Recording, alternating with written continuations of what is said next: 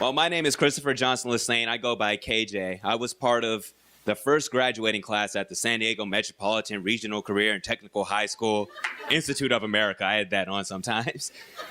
And I was one of the first 65 to be there. And my story of getting there is kind of interesting. In middle school, I had a short little nice lady. She was from Europe, a British lady, and she taught Spanish, but I won't go there. And she gave me a flyer. She said, "Here's the big picture. This is a school that just opened up. I think you'll be great there." I said, "Yeah, sure, whatever. I already know where I'm going to school at." So I just put it in my backpack and left. And next thing you know, my mom gets off her phone with my teacher that I never even knew she knew my mother. And then I'm filling out this long application process for Miss Phillips, and next thing you know, I'm sitting down inside the room and with 65 kids about to embark on this really fun journey when I bring it out this way. So I'm going to talk to you a little bit about how, not only how the Met prepared me for college, but really how the Met prepared me for life and who I am today.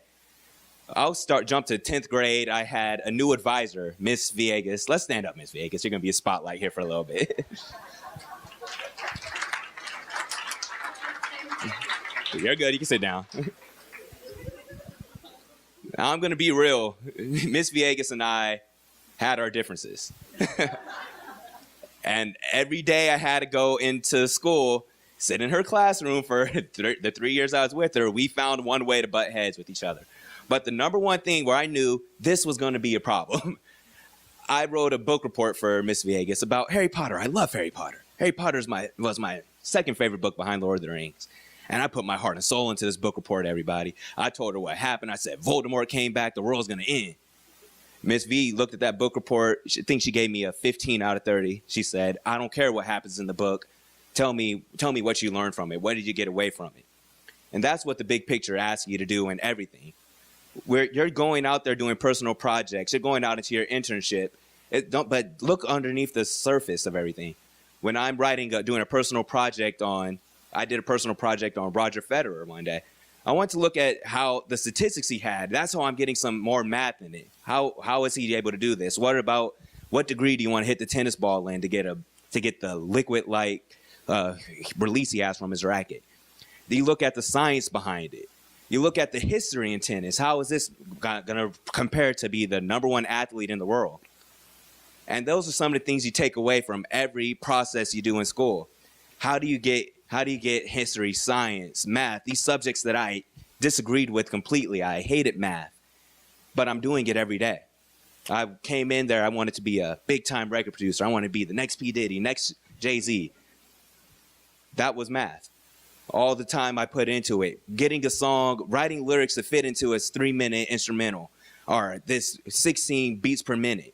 How is that going to break down into a song? That's mathematics. There's science behind that. I was able to figure this all out.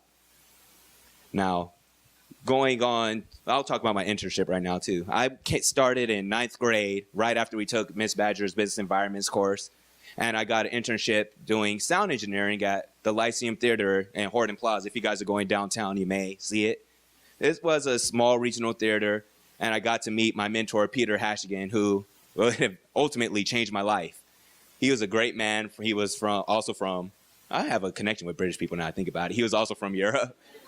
And he just showed me everything. I wanted to be a sound engineer. I wanted to do record producing. But I didn't even know what cable did what. Where did I plug this in at? I stayed there for a semester, and he got offered a job at La Jolla Playhouse, which is the #1 regional theater in San Diego. And one of his conditions, even though it's going to be better pay, a more prestigious theater, one of his conditions is he has to bring with him a 14-year-old intern. They said, we're not allowed to take anybody under 16. I can't let him around into the crafts where they have buzz saws and everything. He said, I need to take this intern. I promised him I would show him everything in the industry. So they boiled down and they let me in. I got there at the same time that we put on a play called Jersey Boys right before it went to Broadway. So I worked on Jersey Boys. Worked on Jersey Boys. I worked on The Wiz. So I got to do a personal studio session with David Allen Greer and record the commercial spot. So I got to put that on my resume as a record producer for the Wiz commercial. I have that in my LTI binder still when I go on interviews. And one of the most coolest things is I met Franco Dragone, who is the director of Cirque du Soleil. I met him and knew him on a first name basis as we put on Carmen. This is just some of the experiences I had at that internship. And Peter had to move on and went to San Francisco. So I said, I knew the technical side of this field. Now I want to learn the business side. And Miss Villegas introduced me to her personal friend, Fred Sotelo, and he has one of the largest marketing firms in the country, and especially on a Latino emphasis, it's the #1 globally. And with him, he taught me how to market a product and how to build something from the ground up. I met tons of people there. We had a lunch date with the global marketer of Nike. We sat down and had a carne asada burrito at, and that was just one of the many experiences that helped me get to college. Well, when I went to college, I wanted to be a marketing major. But as I sort of alluded to, I was never good at math. And you can't blame that on the Met, because this is what you do. This is your passion. And however much work you put into it, it's just like college. That's what you're going to get out of it. So I would never apply myself in math. All the tools were there. I never applied myself to it. So I went to San Diego State my first year. I did great in every other class, but when I got to math, I wasn't good at math.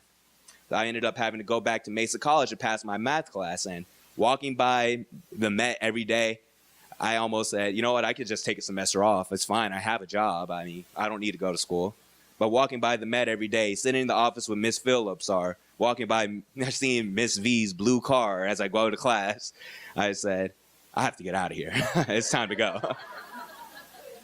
I ended up switching my major to kinesiology because I wanted to do physical education. I found a new passion along the way. I started working in park and recreations, working with kids and enriching lives through quality parks and programs, that whole spiel. And then I realized I'm not going to make any money in physical education. I was able to pass my math class at Mesa. It took me 2 semesters to get everything out the way. I transferred back into San Diego State, fine. They took me on, and it was like I never skipped a beat. And I was led to a little major I hadn't heard about, which was recreation and tourism management. And I'm now a recreation and tourism management major with the emphasis in rec systems. And this is probably the best decision I've ever made in my life. Every day I go to school now, I'm happy. All the professors there are great. I'm on first name terms with all of them, including the advisor for my major. And he sits down with me an hour before classes are all coming on, and he helps me schedule my class. So I'll be graduating in spring 2013. So that's one of the things I'm working towards. Mm-hmm. I recently joined the Recreation and Tourism Student Association. We held our first agency night of the semester last night. So this is the second day in a row I have to wear these shoes, and I'm kind of upset about that. But I walked around and I saw these people and got to know these people in the field, and I realized that this is going to be a field that's available to me. 2012 is expected to be the best year for tourism. It's going to be, even during this recession, the economy, people are going to travel. And some of you guys, some of the baby boomers in here, you'll be retiring soon. And when you retire, hopefully I'll be able to provide services for you, something for you guys to do. What is it? You guys like golf, right? So this is a field that there's room to grow.